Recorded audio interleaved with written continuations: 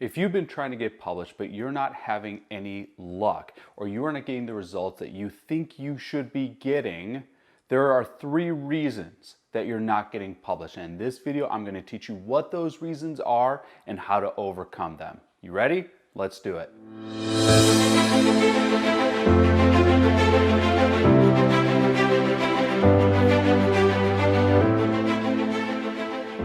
Welcome to this new video. My name is James Patrick. I'm an internationally published photographer with more than 500 magazine covers to my credit. I'm the best-selling author of the book Fit Business Guide, the workout plan for your brand. I'm the host of the Beyond the Image podcast, and I'm the creator of the annual Fitposium conference. Now, I've worked with entrepreneurs for nearly 20 years to help them earn media features. And in that time, I've learned what stands out, what gets people features, what lands people on the magazines, what lands people on podcasts, what gets people on TV. And I also see what does not work. And really it comes down to 3 things that are holding entrepreneurs back from earning media features, from landing in magazines to getting that podcast spot, or from earning that TV feature.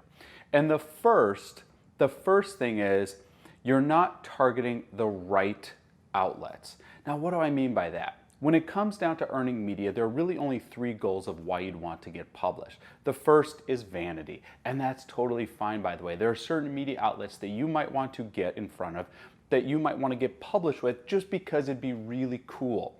So those might be different from anything else, and you might have your own list of publications that are just vanity goals or life goals, or it's on your vision board, and that's completely fine. Believe me, I have my own list of publications that I just want to get just because it would be really cool to have. But the second 2 goals are really important. One of them is you want to earn media features to grow your brand awareness and to grow your brand credibility. Now, there are going to be certain outlets that fall within that metric that are going to be able to further promote who you are. And when I see that you've been featured with this publication, it's going to grow your clout, or it's going to grow your resonance with me, your audience members. And I'm going to think, wow, they were featured in this publication, or I can't believe they earned a feature here, or that's so great that this media outlet vouched for this person and their brand.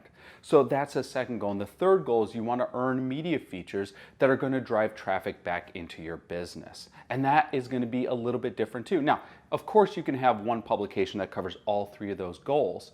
But by and large, you're going to have publications that fall just independently in one of those 3 goals. So there are certain publications you get just because it would raise your clout and awareness. And then there are other publications you get because it would drive lots of traffic into your business. So the first thing is you're not targeting enough of the right outlets. So know what your goals are. Why am I wanting to earn media? What is my intention with earning media? And once you know your goals, then you can fully ideate out what are the outlets that I need to position myself in front of. Because if you're positioning yourself in front of the wrong outlets for the wrong reasons, there is going to be that disconnect there, okay? Let's just use an example. Let's just say that you're in the health and fitness industry and you're trying to target publications that moms would read. Well, it would not really behoove you to send pitches off to a men's interest publication. It's too much of divergence right there between what you're trying to target with your audience, what your own messaging is, and the outlet that you're trying to position yourself in front of. Or vice versa. If your sole interest is men's interest publications, it would not benefit you to be positioning your brand to a women's health or women's interest type publication. So know the brands that you're positioning to. You have to position to the right brands. And once you know those brands, do the research into that brand. What do they run? How often do they publish? Go to their website and download their editorial calendar, which gives you the full landscape of what they're going to be covering in the next calendar year. So you know how to properly position yourself to show what you can do for them. So that's the first mistake that people make, is they don't target enough of the right publications. The second is that they do not send enough of the right stuff. Now, what do I mean by that, by sending enough of the right stuff? Well, what I mean by that is they're not pitching to show value to the publication. A bad pitch would sound like this: I would love to be featured in your publication. I would love to be a guest on your podcast. And that's basically it. Or here's my bio. I'd love to be a guest on your show. That doesn't do anything for the magazine editor, it doesn't do anything for the podcast host, and it doesn't do anything for the television show producer or anchor. But here's a pitch that does work.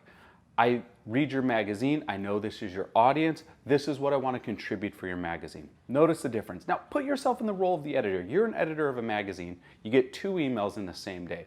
One email says, I would love to be featured in your magazine. And the other email says, here's what I'd like to contribute to your magazine. Which one holds more weight to you as the editor? Well, there's your answer right there. If you are going to media outlets and you're just going with one, with a pitch that you just want the media, well, yes, the media knows that they can help you. The media knows it'd be so great for you because you're like the other 1,000 people pitching. But if you go in front of the media and say, this is what I want to do for you, this is what I want to do for your audience, and this is why it matters, that's what stands out to media editors. That's what stands out to magazine editors. So it's coming in with your idea. This is a value I bring to you. Now, if you've followed my advice in that first step where you've done your research, you know exactly how to properly position yourself. You looked at their editorial calendar, you know the issues coming up, you know who their audience is, you know what that audience needs, and now you're showing value on why you deserve to be in this publication. Not just because you want to be in the publication, but why you deserve to be in the publication, why you deserve to be in front of those readers. And then that third reason, so the first reason was hey, you're just not pitching to the right outlets. The second was you're not sending in the right type of pitch. And then the third is you're just not pitching enough. Now, what do I mean by this? Most people, in fact, 95% of people will send an email out to a magazine editor and they don't hear back. When they don't hear back, they assume all the worst things. I'm not good enough, I'm not qualified enough, they don't like my idea, they don't like me, I don't deserve to be in this publication, and that's not true at all. And I want you to dispel that myth because it is not based in fact. The reality is these editors get lots of pitches and they don't have time to sift through them all. So the fortune is in the follow-up. So if 95% of people stop after a single pitch, just by sending up one follow-up email, you're already ahead of 95% of your competition, in front of 95%. In fact, and this is important, it can take 8 to 12 points of contact, 8 to 12 pitches before an editor starts to take notice of who you are and what you do. Now, I kind of laid out what a good pitch sounds like. It's about this is who I am, this is what I do, but most importantly, this is what I want to do for you and your readers. But a follow-up is also important. And the follow-up isn't just, hey, just making sure you got this. That's not the follow-up. The follow-up is, here's other ideas that substantiate that first pitch idea. Or here's another news outlet that further edifies why my idea matters. Or here's other media I've earned that shows that I can do what I'm telling you that I can do for you. And other media outlets have done this. Or a follow-up could just be, hey, I saw your recent issue, or I listened to your recent episode and I really liked it. So your goal with pitching is not to create this single perfect pitch that lands in front of that editor and the editor sees this pitch and like, oh my gosh, I've been waiting for a pitch so perfect. That's not how pitching goes. Your goal with the pitch is to get their attention.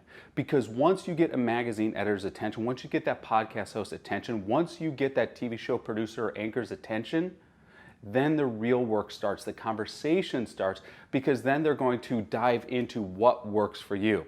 So I run a podcast and I get pitches every single day.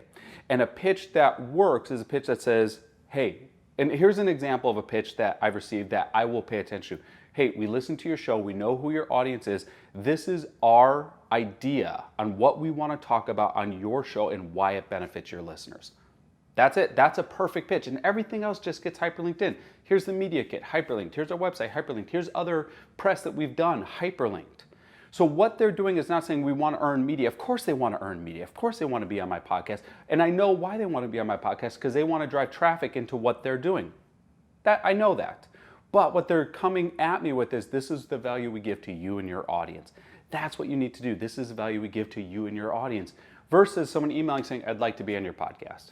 That doesn't help me. Or someone who sends a long bio touting themselves, okay, nice, but how does this support me and how does this support my listeners? Well, that's the shift you need to make in your pitching.